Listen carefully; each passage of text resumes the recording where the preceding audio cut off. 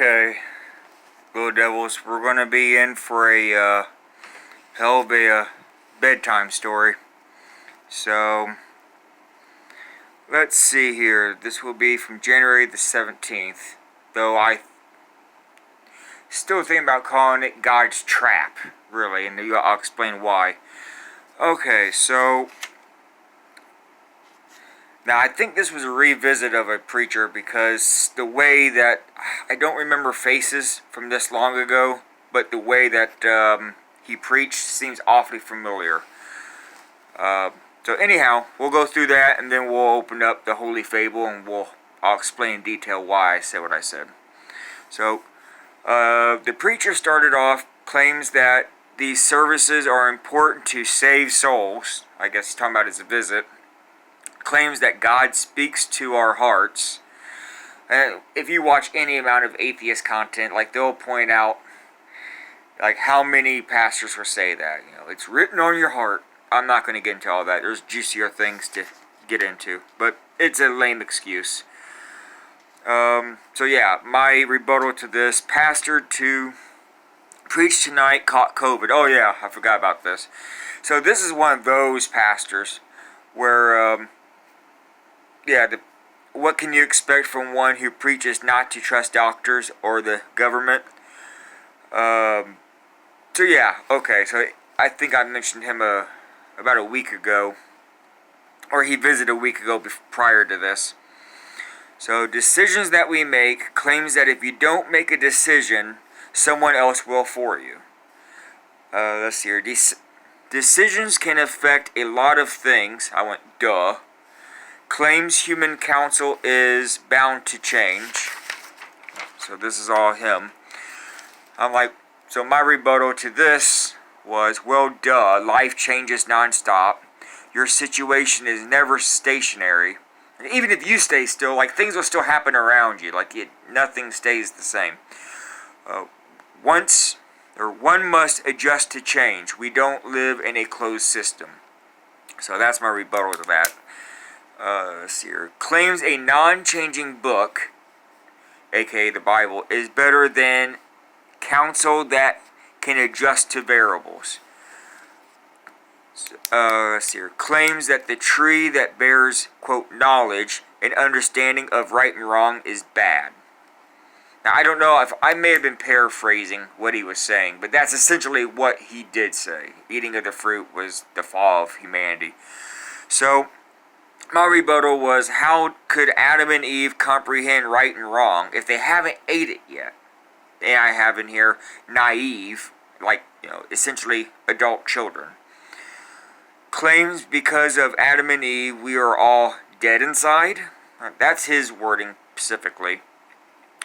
So again, my rebuttal to that was, how is everyone guilty for what someone else did? That's, quote, victim blaming. Then he continued, what is sin? Claims that, which is pretty much anything that God doesn't like, is a sin. Claims children have to be taught good behavior through fear and punishment. So my rebuttal to that is, like, children are naturally rebellious, and that proves he was making a claim to say that because children are rebellious, that they are born in sin and all that. It's just bullshit. Claims a baby crying is not being satisfied. Like, these are his words. Claims our, quote, soul needs to be reborn. So I put on here, souls are unproven to exist. Now, I was pulling this from an atheist thing, like, I can't prove souls exist. But even if they did, yeah, being born in sin is still bullshit. Claims human sacrifice saved us from God's mistake of putting a dangerous plant. Okay, this is my rebuttal to this. Okay, so I'm kind of recounting this, but I'm also being sarcastic. Claims human sacrifice saved us from God's mistake of putting a, quote, dangerous fruit in the garden while knowing that the serpent was there. I mean, he is all-knowing, right? I'll cover that in more detail here in a little bit. So, where was God? Here we go. Where was God's all-knowing and self-responsibility? I mean, He's supposed to know everything, and if you're both allowing, quote, a talking snake that's clearly self-aware. I don't know how a snake managed to eat an apple or something. I don't know how the fruit. I don't know how this all works out. But any God that can create the universe ought to be self-aware of that and be responsible for those decisions. Like, great. One more turn or burn preaching. Let's see here. Claims Jesus is in your head. So this one, I put roll over laughing my ass. I'll let you look. Roll over laughing my ass off. For once, I agree. He is only exist in your head. So, I guess even a broke clock is still right twice a day. Claims God is holy and can't be wrong. Asks how goes my Bible reading. I think he was talking, like, not to me, but generally speaking to the audience. How are you keeping up with it? Which I put in my rebuttal on the paper. I said he should ask Mike that. The more reading the Bible, the worse God's character is betrayed by God Himself. Really, guilt shames people to believe, or it's like crucifying Jesus again. All right, that could be unpacked, but I'm going to leave that alone because we got a long journey still ahead of us. But yeah, let that sink in for a minute. If He can't scare you with hell, He wants to guilt shame you into, if you don't believe, Jesus died for nothing, you're crucifying Him all over again. His feelings. I don't know. Claims believe or you are doomed. So there you go. There's the fear tactic. So, back to back. So my rebuttal is, it's exactly like the Jewish guy. I wish I had wrote his name down. I feel bad just saying it like that. Real nice dude. Older gentleman. But, yeah. It's just like the Jewish guy I made friends with that was there said that, quote, Christianity is all stick and no carrot. And he also said, which I agree, it's the only religion that at least we were aware of, unless you can think of something, add it in the comments. The only religion where you are bad/guilty before you even start. Most belief systems, you do something to mess it up. And then you have to, quote, repent or make up the difference. But no, Christianity, you're guilty as soon as you're born for shit you didn't even, you haven't even done nothing, and you're already guilty. So, he continues, you have to believe, which I put in here, snake oil salesman. You're sick, quote, sick with sin. This is me being snarky, but you're sick with, quote, sin. Believe and we will save you from the hell that can't be proven. And then I have as my actual rebuttal, the indoctrination is thick with this one. Uses fear-mongering and guilt to emotionally manipulate people. So that is the end of my notes, but that's not the end of our journey. So I've been actually kind of eager to get into this because this is something that's been bothering me for a while. So, and I actually have some of my own notes I made tonight just to cover this. Alright, first off, we have the creation of man. So, in His own image. This clearly shows that mankind's potential, quote, like God. So that's 26 and 27 of Genesis. And then as we continue further down, if I'm not hiding it here, on 31, now I have this underlined that God saw everything that He had made and it was very good. So He had already created everything that existed, including what I'm about to go up here. But He was quite aware of the tree of life and tree of knowledge. But if you notice, everything else up to then was good, was good, was good. But yet when He finished, remember, everything's done, it was very good. And that includes what we're about to get into. So this to me if this wasn't, quote, a god, but a human making, doing this, this would show intent. Okay, so back on track here. Chapter 2. If I'm not covering this up here. Okay, there you go. Chapter 2. We have, get this in focus. Sorry. Let me fix the light here. Here we go. That'll help some. Ah, there you go. I do apologize. Alrighty. So, on chapter 2, verse 8 and 9, we have that, okay, so God created a garden and deliberately put both trees in the garden. If he truly planned to have Adam and Eve stay in the garden, he could have put the, quote, tree of knowledge literally anywhere else on the earth. And if you read here, it says, and the Lord planted a garden eastward of Eden, and put a man, and put the man who he had formed out of the ground. And the Lord made, Lord God grew every tree that is pleasant to sight and good for food, the tree of life also in the midst of the garden, and the tree of knowledge, good and evil. So, my question is that, like, what I still don't understand is, why the fuck did God create the tree of knowledge in the first place? Now, I could go into this a lot deeper, but essentially, if God is already all-knowing, I mean, you can't create atoms and molecules and stars and everything else. What the hell do you need a fucking plant for of knowledge? Like, if you never intended them to eat the damn thing, why make it in the first place? And if for some reason, God's got to stay on a diet of knowledge to stay, I don't know. It didn't exist before, so what did he need it for? He never intended anything to eat it.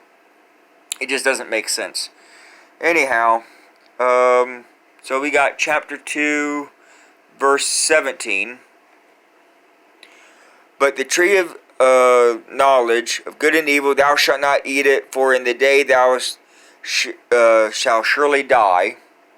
So the only reason that they would, quote, die is because they haven't eaten the tree of life. Like, I'm not really sure. But just what was God's plan? Like, human, quote, wildlife? Or, like, are we supposed to be like deer or, like, birds or something? Just wander around aimlessly?